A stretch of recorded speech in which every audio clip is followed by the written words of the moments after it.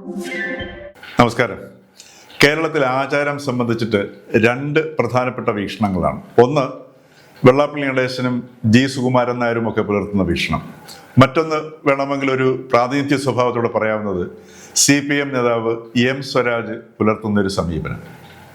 ഈ രണ്ട് പ്രധാനപ്പെട്ട സമീപനങ്ങളുടെ നടുവിൽ നിന്നുകൊണ്ടാണ് ഇപ്പോൾ സുപ്രീം കോടതിയിൽ ശബരിമല വിഷയം 9-അംഗ ബെഞ്ച് പരിശോധിക്കുന്നത്. അതിഗംഭീരമായ രീതിയിലുള്ള വിഷയങ്ങളാണ് അവിടെ ചർച്ച ചെയ്യപ്പെടുന്നത്. അതിലേറ്റവും ഒടുവിൽ വന്നിരിക്കുന്നത്, വിശ്വാസികളല്ലെങ്കിലും അമ്പലത്തിൽ പോകുന്നവർ അവിടുത്തെ ചിട്ടകളും ആചാരങ്ങളും പാലിക്കണം എന്ന് സുപ്രീം കോടതി പറഞ്ഞിരിക്കുന്നു. ഇത് വളരെ നല്ലൊരു നിർദ്ദേശമാണ്. ഈ നിർദ്ദേശത്തിൻ്റെ പശ്ചാത്തലത്തിൽ കേരളത്തിലെ മുഴുവൻ ക്ഷേത്രങ്ങളിലും ജാതി മതഭേദമന്യേ ആർക്കും പ്രവേശനം നൽകാവുന്ന ഒരു തീരുമാനത്തിലേക്ക് കേരളീയ സമൂഹം മാറേണ്ടതാണ്. ക്ഷേത്രങ്ങളുടെ മുമ്പിൽ എഴുതി വച്ചിരിക്കുന്ന അഹിന്ദുക്കൾക്ക് പ്രവേശനമില്ല എന്നുള്ളത് യഥാർത്ഥത്തിൽ കേരളത്തിന് ആക്ഷേപകരമാണ്. അതുപോലെ തന്നെ ക്ഷേത്രങ്ങൾക്ക് അതിനേക്കാൾ വലിയ ആക്ഷേപകരമാണ്. അപ്പോൾ ഈ സുപ്രീം കോടതി അതിസൂക്ഷ്മമായി ഗംഭീരമായ വിഷയങ്ങളിലൂടെയാണ് കടന്നു പോയിക്കൊണ്ടിരിക്കുന്നത്. അപ്പോൾ ഈ ഒരു സന്ദർഭത്തിൽ ഈ ഒരു നിലപാടിലേക്ക് മാറാനായി കേരളത്തിലെ ക്ഷേത്രം ഭാരവാഹികളും അതേപോലെ തന്നെ തന്ത്രിമാരും ഒക്കെ ചിന്തിക്കേണ്ട ഒരു സമയമാണ്. കാരണം എന്തായാലും ഒരു മാസം കഴിയുമ്പോൾ നമുക്കിവിടെ ഒരു പുതിയ ഭരണകൂടം വരികയാണ്. അതിനാൽ തന്നെ കേരളം ഇപ്പോൾ കടന്നു പോയിക്കൊണ്ടിരിക്കുന്നത് കേരള ചരിത്രത്തിലെ തന്നെ ഒരു നിർണായകമായ ഘട്ടത്തിലൂടെയാണ് കടന്നു പോയിക്കൊണ്ടിരിക്കുന്നത്. കാരണം ഈ ഒരു ലോകം തന്നെ ഒരു യുഗമാറ്റത്തിൻ്റെ തീവ്ര സ്വഭാവത്തിലേക്ക് അല്ലെങ്കിൽ തീവ്രഗതിയിലേക്ക് നീങ്ങുന്ന ഒരു ഘട്ടവും കൂടിയാണത്. അപ്പോൾ ഈ ഒരു സന്ദർഭത്തിൽ കേരളീയ സമൂഹം ഇന്ന് നിൽക്കുന്നത് വളരെ ആശാസ്യമല്ലാത്ത, യാതൊരു വിധമായിട്ടുള്ള ശാസ്ത്രീയ അടിത്തറയുമില്ലാതെ ആചാരങ്ങളെ സമീപിക്കുന്ന രണ്ട് വീക്ഷണങ്ങളുടെ നടുവിലാണ്. യഥാർത്ഥത്തിൽ കേരളത്തിലെ ക്ഷേത്രങ്ങളും ക്ഷേത്ര സംസ്കാരവും അതേപോലെ തന്നെ ശബരിമലയും എല്ലാം ഈ നേരത്തെ പറഞ്ഞ ഈ രണ്ട് വീക്ഷണങ്ങൾക്ക് അപ്പുറത്ത് അല്ലെങ്കിൽ അതിനതീതമാണ്.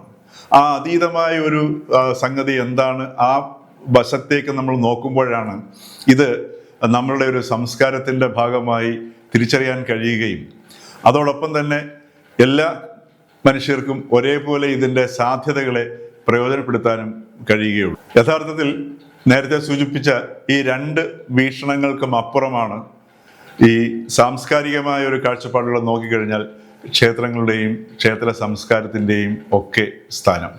വിശേഷിച്ചും പുതിയ പാഠ്യപദ്ധതിയിൽ നമ്മുടെ സംസ്ഥാന സർക്കാർ തന്നെ ആർട്ടിന് മറ്റ് വിഷയങ്ങളുടെ അതേ പ്രാധാന്യത്തോടുകൂടി അംഗീകരിച്ചുകൊണ്ട്, പ്രാധാന്യം കൽപ്പിച്ചുകൊണ്ട് ഉത്തരവിറക്കിയിട്ടുമുണ്ട്.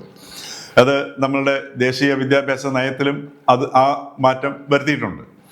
അപ്പോൾ ഇന്നത്തെ ഈ നിർമ്മിത ബുദ്ധി യുഗത്തിൽ ഏറ്റവും പ്രധാനപ്പെട്ട ഒരു സംഗതിയാണ് ഈ ആർട്ടിനെ നമ്മളുടെ പാഠ്യപദ്ധതിയിലേക്ക് മുഖ്യ പ്രാധാന്യത്തോടെ കൊണ്ടുവന്നിരിക്കുന്നത്. ഈ കലയുടെ പഠനം, അതിൻ്റെ സാധ്യത പൂർണ്ണമായിട്ടും വിനിയോഗിക്കണമെന്നുണ്ടെങ്കിൽ നമുക്ക് ഈ പറഞ്ഞ ഈ ആചാരങ്ങൾ സംബന്ധിച്ച അല്ലെങ്കിൽ ക്ഷേത്രങ്ങൾ സംബന്ധിച്ച ഈ പ്രധാനപ്പെട്ട മുഖ്യധാര രണ്ട് വീക്ഷണങ്ങളിൽ നിന്നും പുറത്തു വരണം. എന്തുകൊണ്ടെന്നാൽ നമ്മളുടെ കലകളെടുത്ത് നോക്കുക, ഒരു കല പോലും ക്ഷേത്രകലയിൽ നിന്ന് അന്യമല്ല. അപ്പോൾ ഇപ്പോൾ തന്നെ ചില ബുദ്ധിജീവികളൊക്കെ ചില സോഷ്യൽ മീഡിയ പോസ്റ്റുകൾ ഇടുന്നുണ്ട്, നമ്മൾ എല്ലാ കലകളെയും ഈ ക്ഷേത്രങ്ങളുമായി ബന്ധിപ്പിക്കുന്നു, അങ്ങനെയുള്ള ഫാഷിസം നടക്കുന്നു എന്നൊക്കെ. അപ്പോൾ സ്വാഭാവികമായിട്ടും നാളെ ഇത് പാഠ്യപദ്ധതിയിൽ വരുമ്പോൾ ഇത് മറ്റൊരു വിഷയമായി മാറാനുണ്ട്. അതുകൊണ്ടാണ് ഈ രണ്ട് വീക്ഷണങ്ങളിൽ നിന്നും, അതായത് വെള്ളാപ്പള്ളി നടേശൻ സുകുമാരൻ നായർ വീക്ഷണത്തിൽ നിന്നും അതോടൊപ്പം എം സ്വരാജ് വീക്ഷണത്തിൽ നിന്നും നമ്മൾ പുറത്തു വരേണ്ടതിൻ്റെ ആവശ്യകത അവിടെയാണ് കിടക്കുന്നത്. അപ്പോൾ അങ്ങനെ നമ്മൾ അതിനെ സമീപിക്കുമ്പോൾ മാത്രമാണ് അതിൻ്റെ സാധ്യതയെ നമുക്ക് സാംസ്കാരികമായും ശാസ്ത്രീയമായും നമുക്കത് ഉൾക്കൊള്ളാനും വിദ്യാർത്ഥികളിലേക്ക് അത് വേണ്ട രീതിയിൽ പകരാനും കഴിയുള്ളൂ. അതല്ലെങ്കിൽ ഇതൊക്കെ വീണ്ടും നാളെ നമ്മുടെ വിദ്യാഭ്യാസ രംഗവും സാമൂഹിക രംഗവും രാഷ്ട്രീയ രംഗവും എല്ലാം കലുഷിതമാകുന്നതിന് ഇത് കാരണമാവുകയും ചെയ്യും.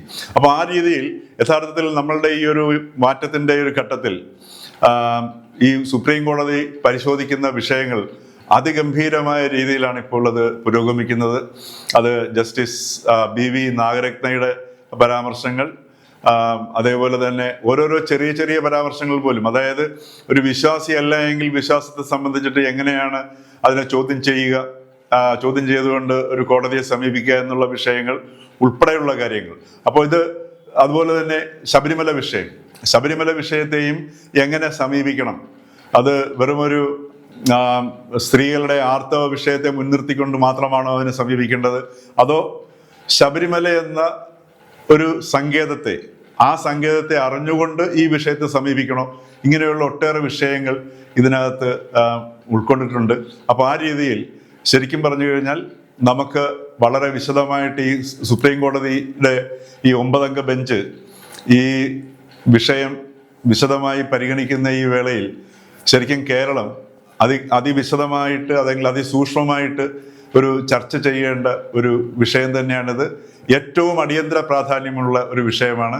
അതല്ല എങ്കിൽ ഇപ്പോൾ തന്നെ വളരെയധികം ഒരു ജീർണത, ജാതിയുടെ കാര്യത്തിലാണെങ്കിലും മതത്തിൻ്റെ കാര്യത്തിലാണെങ്കിലും ആചാരത്തിൻ്റെ കാര്യത്തിലാണെങ്കിലും ആശയങ്ങളുടെ കാര്യത്തിലാണെങ്കിലും ഒക്കെ തന്നെ ഒട്ടും വ്യക്തത നിലനിൽക്കാത്ത ഒരു അവ്യക്തത നിറഞ്ഞ, ആ അവ്യക്തത സൃഷ്ടിക്കുന്ന ജീർണതയുടെ മധ്യത്തിലാണ് ഇന്ന് നമ്മൾ ഈ കാലഘട്ടത്തിൽ നിൽക്കുന്നത്. അപ്പോൾ ഈ ഒരു സാഹചര്യത്തിൽ സുപ്രീം കോടതി ഈ വിഷയം പരിഗണിക്കുന്നതിനോടൊപ്പം അതിൻ്റെ ഓരോ വിഷയങ്ങളും ഇവിടെ നമുക്ക് പരിശോധിക്കാവുന്നതാണ്. അതോടൊപ്പം തന്നെ സകല ക്ഷേത്രങ്ങളും ജാതിമത ഭേദമന്യേ എല്ലാവർക്കും തുറന്നു കൊടുക്കാനുള്ള ഒരു ചിന്തയിലേക്ക്, അല്ലെങ്കിൽ ആ ഒരു സമീപനത്തിലേക്ക്, ആ ഒരു ചർച്ചയിലേക്ക്, അതിനുള്ളൊരു സാമൂഹിക അന്തരീക്ഷം ഉണ്ടാക്കുന്നതിലേക്ക് ശ്രമിക്കേണ്ടതിൻ്റെ അടിയന്തര ഘട്ടം കൂടിയാണ് നാം ഇപ്പോൾ കടന്നു പോകുന്നത്.